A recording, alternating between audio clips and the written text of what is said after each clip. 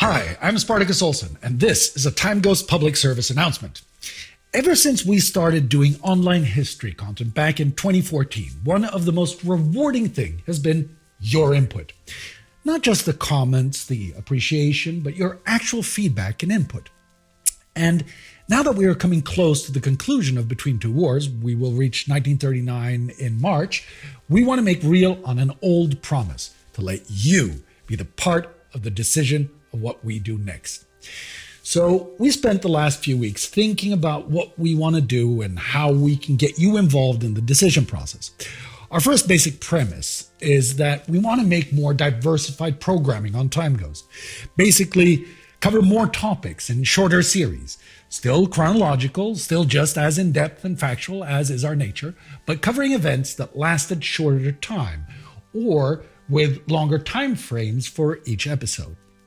Our second premise was that we want to stay in the 20th century, at least for now, for two reasons. First of all, we want to use moving images, and before 1896, there wasn't that much cinema. Well, none.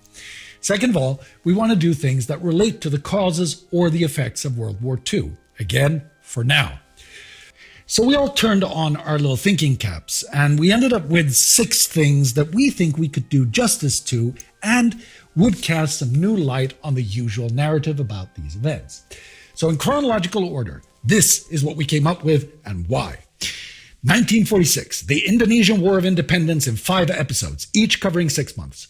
This is a conflict that was framed by the Dutch colonial rulers as police actions, but led to between 100 and 200,000 deaths.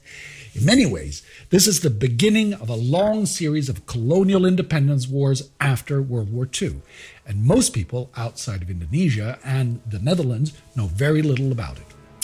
1956, the Suez Crisis in 5 parts. In this one crisis, all the themes that dominate the second half of the 20th century happen at the same time and in one place.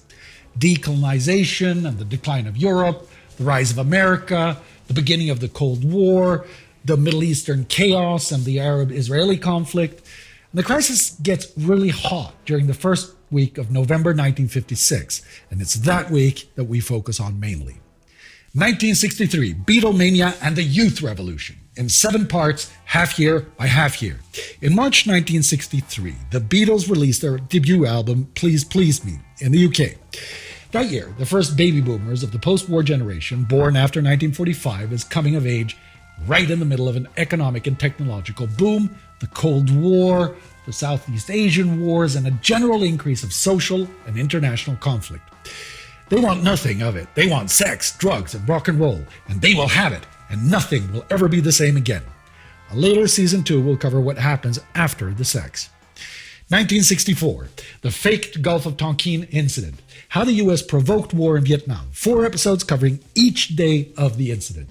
In the night of August 2nd and August 4th, 1964, the U.S. Navy destroyer Maddox and her escorts are attacked by North Vietnamese torpedo boats in the Gulf of Tonkin and engage them in battle.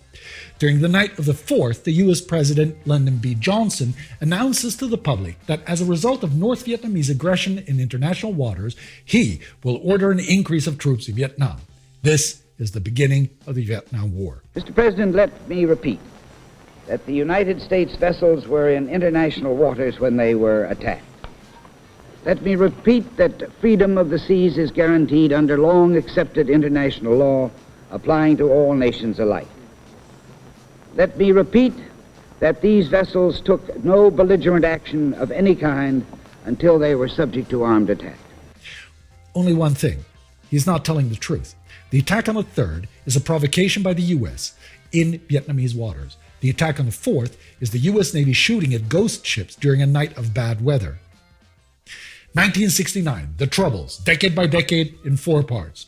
Now, the conflict in Northern Ireland is pretty much common knowledge as such, but not so much the details.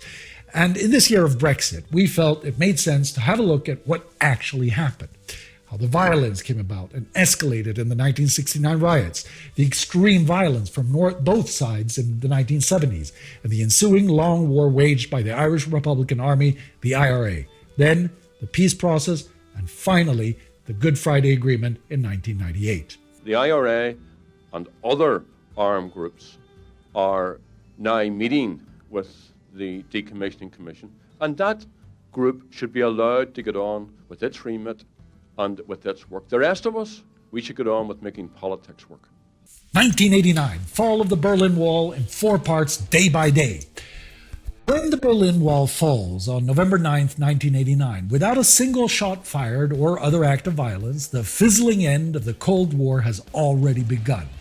But this is the event that marks the outbreak of the Velvet Revolutions that will lead to the breakup of first the Comecon and eventually the USSR.